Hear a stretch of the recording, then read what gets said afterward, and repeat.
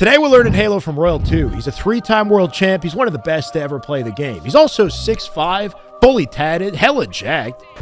But one of those things is true. More importantly, he might have the best aim in the game. So we're going to study it. We're going to break down this 81% accuracy game on his YouTube channel. And we're not just looking at his aim, but his spawn awareness, his movement, positioning, and how he creates opportunities on the map. Because good aim is just as much about what's up here as it is about what's in here. And yes, controller aim assist is a thing. I know, I hear you. But there are habits Royal 2 has that you'll only have with one hell of a lot of skill and awareness. So focus up. Let's learn from the best. Control of these spawns as Bound pushes in. Snakebite's gonna take him out. Royal 2's gonna get a shot to the head of Stellar. And another one onto Legend. Renegade can make things happen, but so can Royal 2. Oh my word! Okay, Royal 2, 81% accuracy, Aquarius Slayer. Let's take a look. This is the opening strat. Playing for OS here. It's a patient strat, right? Waiting on the jump up, leaves the nades, leaves that guy one shot. 4 dead on the kill feed already. 1 player, 1 shot. That's 3 dead for yellow team, picked up OS. And he's going to wait to use the OS, right? Hasn't used it just yet until he gets to the thrust. Takes the 1v1 top mid. New spawners coming up in yellow, in util, in car. Right, the whole map on the yellow side of the map just got hit by spawners, and I think his focus is split here. I'm streaming. I'll talk to you. Yeah. Yeah, he's talking to somebody else, but the spawn awareness so important. Off the opening strat, intention is big, right? We're fighting for utility. We're fighting for space on the map, which is so important here. So Royal 2 is going to accomplish both of those things by playing for OS. Of course, you got thrust, you got heat wave as well. But the way that he kind of dominates space on the map so quickly and so efficiently is what really matters here. Sits on the arm. He's got the option to jump up if he wants to P2. It's a flexible spot to be. And he'll drop some pre-nades into P1. He just brought that player to one shot, and he knows it. He's got a teammate in front of him. He's going to trust that that teammate has it under control, and then jump up to P2 and take space immediately. And watch how efficiently he does this, right? He's going to slide jump over, check the staircase as he does it, and then over to util, snaps onto this player here. He's checkpointed himself on the other side of P2, and he's cut the car lane out of the picture entirely. If somebody comes through the connector on car 3, they can't see him. He's not in between zones here. He's cut sight lines, isolated 1v1. Perfect. Knocked his shields off. He's got a teammate in front of him. Going to trust that that teammate has it. He's aware of kill feed. He can hear this in this moment too, so he knows 4 players are dead here, and he's got the flexibility to drop and check if the OS is burned, which is not burned yet, so easy, clean opportunity to get that pickup, and then the patient use of the OS playing for positioning. Waiting to use the utility until he gets the thrust on top mid. Now we're stacking the utility, right? He's got all the power here. Little bit of a fumble, like beautiful shots on this first player. And something we're going to see throughout the video, of course, is his patience. He's very aware of his opponent's options and the fact that they're going to descope him, very likely to descope him in this situation. And never is his aim, or rarely is his aim thrown off while being descoped. He's always so ready to be shot in scope. He wasn't quite ready for this player on the right, though. The way the spawns like to work, and again, something we'll see here, is they take the one, in this circumstance, take the one surviving player and try to spawn a perimeter around that player in the open area of the map. So technically, yellow is open, util is open right now, right? It's farthest from Royal 2. He's the only one alive on his team on the map right now, and then closest to this one surviving teammate. So it puts 1 player in yellow, probably put 1 player in util, maybe 1 player over in car 2 as well. It likes to try to, it's like a bounce back mechanic that Infinite Spawn System has. We can see that pouring out around the player, right? You got 1 coming down the P street over to Fridge here, and then they come up through util. They jump up from car 2 over to car 3, right? So it's like all just around him. And you can tell that this throws off Royal 2 a bit too. Like he turns his aimer to the right as if he thought that this player kept walking down the street. He bumps the wall as he jumps, and it sends him sailing straight up, which is kind of like an awkward, uncoordinated situation. But watch how quickly he snaps onto the player to flip the situation around. And this is something I think to note with pros and with Royal 2 especially, is how you can take a sort of like a fumble, let's say, like the way that he bumped this wall. I don't think that was intentional. He's sailing straight up, you know, slow motion. But the way that he gets himself out of those situations with confident aim, I think is important to note. He's just so steady with the aimer, just snapping on the player. Did good damage to the others, and that made it easy for his teammates to get the cleanups. And then we're paying attention to kill feed while we're dead, so we can understand, are we in advantage state? Are we in disadvantage state, right? Between the spawns here. So Royal 2 already knows his team's in advantage state here.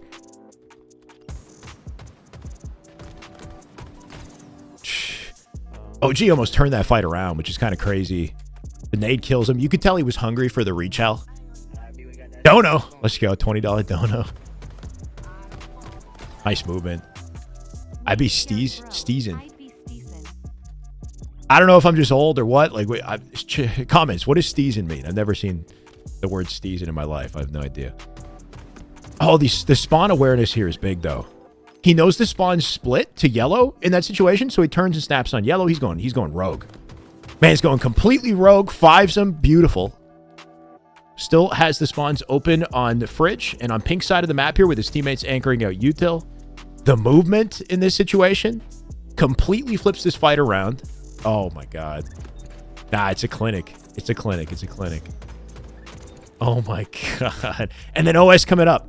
And watch how he's not even sitting on OS, right? Watch how he takes space. There's so much happening in this life that he's on top of their spawns and on top of the timing. He's just one step ahead or 3 steps ahead, honestly, in every single one of these scenarios here. So again, as you die, you're paying attention to kill feed. You're paying attention to what your teammates are up to. What's the state of the game? Are we in advantage, right? So there's 2 dead here. It's currently a 3v2 on the map. Even though he died, they still have an advantage state. The kill feed stays on screen for 5 seconds. The spawn timer in Slayer is 8 seconds. So if you want to time spawns, 3 seconds after the kill feed disappears, that's when a new player will spawn. If you want to try to time it in your head, you can use the scoreboard to see who's spawned and who's not. It's a 10-second spawn timer in OBJ. Keep that in mind as well. But Royal 2 knows when he spawns here that they still have an advantage state when he comes up. And you can see his teammates are already pushed out to car to yellow util here. And there's a player in yellow. So the open spawn right now for those 2 players who just died after him, who are spawning now, they're probably spawning over towards fridge. Back yellow fridge, right? In the way that the spawn likes to create a perimeter around the surviving player. The open area isn't util anymore because this player's pushed up. It's going to be over in fridge. And Royal 2 knows that. So he's going to fly to pink immediately. If he sticks on car side, he could stay on car side. If he does that, then he gives those spawners space to push out into pink and do what they want, basically, right? They can kind of move around. It makes it harder to predict where those players are going to go and what they're going to control. But by pushing out P2 immediately, we can see another player died in the feed here as well. By pushing this out, he's limiting their options in the space that they have to get out of their spawn. So they're already on the back foot once again, right? He's keeping that pressure up on them. Great shots from OG to turn around, take him to one shot. Well, one shot in that situation. I think you could tell he's hungry because Royal 2, you know, this is just standard by the book Halo gameplay. You don't need to chase this kill. Leaves a nade behind. And then OG dies to it, which makes me think that he probably reach out. He either ran to bottom mid to live, or he probably like looked for the reach out kill, like he wanted it, and then died for it. But we're paying attention to kill feed. One player died earlier. We got another one dead here. We got OG dead here. We got one more on the street. Dead. All 4. And no return. All 4 of them are up on the map. They're all blocking yellow. And because Royal 2 sees this and knows this, he knows blue is the open spawn. Basically all of blue is open, but I'd say back blue towards the util just based on the skew of the players here. But Royal 2 is going to sit himself in a position where he can contribute to all of it at whatever timing he sees fit, right? He's on a curb slide ledge here. And then he uses it to chow mid in perfect fashion. You'll notice that a lot of these players, they do curb slide. It's not like there's a single pro that doesn't take advantage of the tech in this game, because they definitely do. But there's an intention, there's a timing, there's an understanding behind it. He's even using a very specific type of curb slide here. You can see that he notices the spawn, by the way. You can see the light from the player spawning in blue. I'm not sure if that's a cosmetic that gave him away or what. But the timing of his curb slides, he's going to sprint and time an early slide, which gives him a smaller boost. And that boost is just enough to hit the pillar on top mid so he can peek it for the fight. So there's different types of boosts that you can get depending on how you time a curb slide. And I can tell Royal 2 is very intentional with what he's doing here. They got them 2 dead after that kill. It's a 4v2 in this situation. Spawns are still open on blue side, but you'll notice that as he jumps up to P2, his teammates are pushing into blue from the util. That's going to do something to the spawn system. Now, the way that the spawns like to work here is if there are any surviving players in blue in this situation, there's a squad spawn effect where the surviving player in blue could force a spawner into the fridge. So you'll see how he checks the fridge, just in case there's somebody in blue right now who squad spawned somebody in fridge. But because he doesn't see anybody in fridge, he makes the assumption that the spawn's flipped to yellow, which is exactly what happened. So he's going to fly over to the nades, great awareness on the plasmas. He's going to trust that his teammates got that under control, because they do. It's a numbers advantage for these guys, even though one died up on mid. And then immediately start attacking the flip spawners on yellow. Like, this is excellent awareness. Beautiful shots. I mean, flawless tracking. If we're going to look at the strafing work here, if we want to, left, right, back up, and then strafe. He crouches left, jumps backwards right and hits all of his shots at the same time. Nothing too fancy, just, you know, using all of the mechanics when it's necessary to use them, right? Like he's throwing a crouch in there and he's full committing to the crouch. He's saving his jump for the end of the fight, but not letting any of that compromise his tracking. Super steady with the reticle, right? And barely moving the right stick. Left stick is a great support in this situation. This is where I said he's going rogue, right? Because he knows there's a player in yellow. This player who backed up could push out the street, could reach out, and the spawn in his fridge is open because of that squad spawn effect. On top of the fact that he doesn't know what the results of the blue base fight are, so he's kind of in the middle of everything. So he's just going to take a gamble. He's going to fly out to courtyard on the assumption that he might catch somebody off guard with his timing here. And you'll see he catches a spawner. I assume that's a spawner in fridge. And I assume that this is the player that was in yellow, that rotated, that didn't reach out and just rotated right up the street. So if he stayed on P2, he'd be in the middle of the war zone. Instead, he just, you know, big-brained, got timing from behind, killed the spawner. He's coming back. You're watching your teammates as you do this, right? One of them died. One of them is anchoring the util. So we know that fridge, that P side is still open in the situation. He's anticipating a fight. Watch the patience here. Sees the tip of his head, doesn't chow this, doesn't clamber this and give up unnecessary, like, free damage. He just drops down, slides, like swerves perfectly around the nade while holding reticle placement. This is kind of the beauty of the slide, is you can reposition while still holding your reticle placement. Jumps back to the sub, jumps to the jump up, and there he is. The guy dropped down from P2 to P1, and now he's given himself a positioning advantage for this fight. Like, that's just beautiful Halo. On top of how he uses the nade. Perfect stick, right? He's taking advantage once again of the left-hand bias that you have. Throwing nades, they come out your left hand. He basically can't see the origin of this throw here, right? He's fully protected. During the animation of the throw where he'd be vulnerable to getting shot, the guy can't return fire. So it's just very well placed. He takes like no damage through that, goes for the YOLO. At this point, like, he's in the middle of spawns. By pushing out fridge, here, the spawns behind him are open, so there could be players pushing up P. There could be somebody behind him in fridge. He can't stay here for very long with his teammates still anchoring the blue side. So he just kind of goes for the YOLO, right? He's just going to drop into the war zone, and maybe he gets a back smack, maybe he gets a trade, whatever. He's got a teammate beside him for support here. It's a good idea, right? Because there's a player who comes up P from behind him. Now he's dropped in the middle of it too, which questionable decision from this yellow player. He eats it. That's 3 dead. So they've got a huge numbers advantage once again. He's got space on the map once again. OS is coming up in 20 seconds, but his entire team is skewed towards pink, and you can see that with the icons. So he wastes no time flying to car side to take space on the map, because once again, what we're doing is we're limiting the space that they have. We're making it easy to predict spawns. We know that yellow is the open area of the map here. By forming that perimeter early, he can lock them in once again.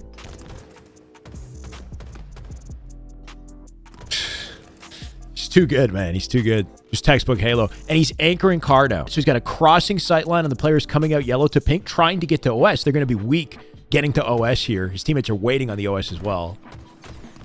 There's no way. Oh, there's no way. That's insane, honestly. So he's trying to jump to car 3 here, right? I think he gets a whiff of the guy coming out P Street. He's got to change his mind mid-jump and snap back to him. This is a situation where any other lower tier player would miss their first shot or you know, overflick, kind of scramble their reticle. But he's so steady, right back to the player. And the moment he finds that first shot, he's got great recognition of where his reticle lands and where to put it for the next shot. He already knows he's in position. Doesn't move the reticle. He's just going to jump into this flawlessly placed shot and follow through. Like, that was just God tier. His reticle's not thrown off in this situation too. He gets shot as well. D-scope, no adjustment in the right stick, right? This is so steady. Stays on the face despite getting D-scope because he knows the D-scope's going to happen. He's not threatened by it. He's very, very confident. He's running out of ammo. He's dominating so hard in this situation. He'll get thrust, which, good awareness. You want to be on top of the thrust, and it's consistently spawning, right? They haven't red racked it yet. And it gives him the flexibility to just ego chow his way into util, so that's an easy free fight. He's got his ammo back. Paying attention to our teammates' locations once again. They're covering the fridge. The open spawn has to be util. It has to be blue and util right now. So he should push it with confidence, and you'll see that he probably does. He's going to curb slide right in. Yep. So steady. Like another one of those aim situations where he was not ready for the first shot here, right? He's curb sliding in, and I think maybe he's thrown off by somebody in blue, and he's late to fire the first shot.